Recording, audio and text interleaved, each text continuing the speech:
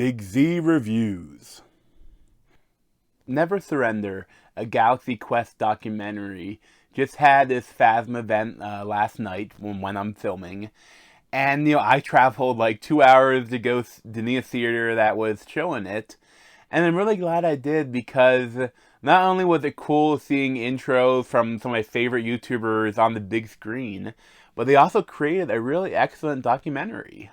Dean directed Galaxy Quest as a drama. The studio never quite understood the tone of the movie. This is what you did? That's not what we thought it was. Post-production was the hardest part. It was a little contentious. That was in and of itself quite a challenge. It was falling apart. There was a literal fire. They cut all these scenes to make it a kid-friendly movie. Well, that! How dare you? This is a Tim Allen movie. Is that what happened? We believed we were making a movie for everybody. So if you haven't heard of the Screen Junkies YouTube channel, you may have heard of their biggest thing they're known for, which is their honest trailers. The idea is that they cut a trailer that is actually honest to what the movie is. So they make fun of it or they talk about things about it, and they're really funny. They've been going on for years. But they also have like a second channel, which was the SJU, Screen Junkies Universe, but now it's Fandom because they were bought and partnered by this really great kind of fan wiki site. And I think they've let them do really interesting things.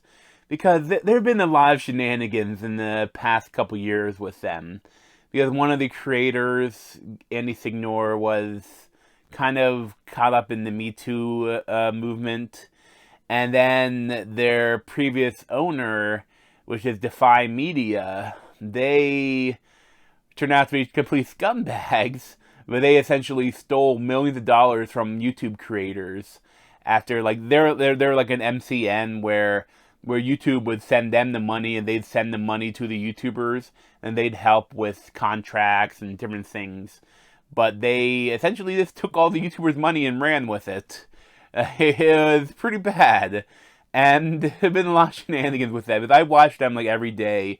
Every weekday they have, it's still called Screen Junkies Universe.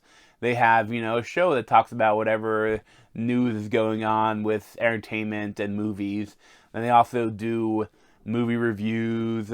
And Dan Murrell, every Monday he does a really good breakdown of the box office from the past weekend. And I mean, this whole team, they're really great people. And, it's the core team. They have rotating guests, but the core team is Dan Murrell, Ross Cornett, who hasn't been on as much for a while, I think because she has been producing this movie, this documentary. And they have Spencer Gilbert and Joe Starr.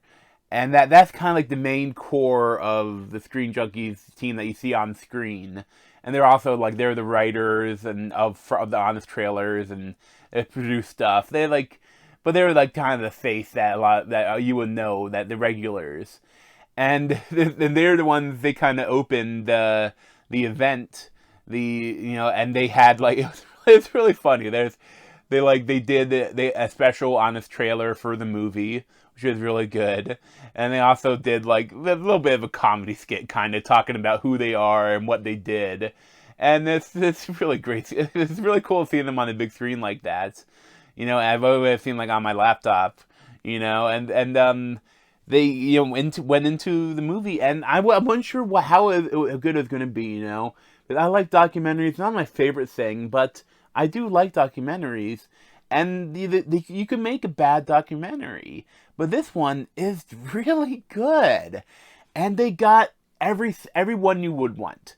They got every single actor in this film. They got, and it's funny because I just recently watched that Memory of Alien, like a documentary, or Origins of Alien. It's a documentary about the first Alien film, and they didn't get Sigourney Weaver or Ridley Scott. And this movie, the Galaxy Quest documentary, they got Sigourney Weaver, and she was great. She had a lot to talk about, and all the actors had a lot to talk about. And they got the writer, they got the director, they got the producers, and they got some other people that are fans of it. They got some some cosplayers, and they got some people in the business that are fans. Like, for example, Damon Lindelof and Greg Berlanti, and then we got some Star Trek people, and like they got everyone you could have ever wanted for a documentary about Galaxy Quest. And I love too, sometimes I have problems with a documentary where, you know, you're still, even though you're making a documentary and you want to present all the facts, you're still making a movie, you know. And this Never Surrender had a really great kind of beginning, middle, and end. It was very well structured and edited and put together. Like everything you want, they got all the shots, they got all the way they switched between the different interviews. Like the way it was put together is kind of masterful. And I mean, I know like Ross Cornett, I love her, but she like I think was the driving force behind this, because I know she's talked about previously on the show about how before she joined Screen Junkies, she worked in a film studio that did documentaries, and she had to watch like all the documentaries, and she had to she had to buy them. She had to buy the good ones and pass on the other ones, and then get them all ready, you know.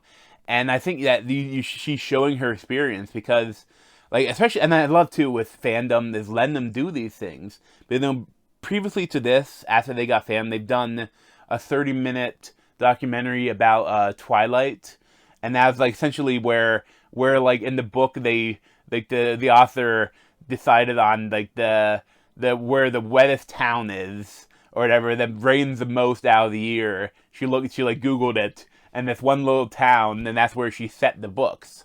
And then that town was kind of dying, but then now after the books and the movies, Twilight fans go to that town, like throughout the year, but especially in this one week. They have like cosplayers, like dressed as the Cullens going around. And it's really, I really liked the little mini doc. And they also did a mini documentary about Dungeons and Dragons that was really good.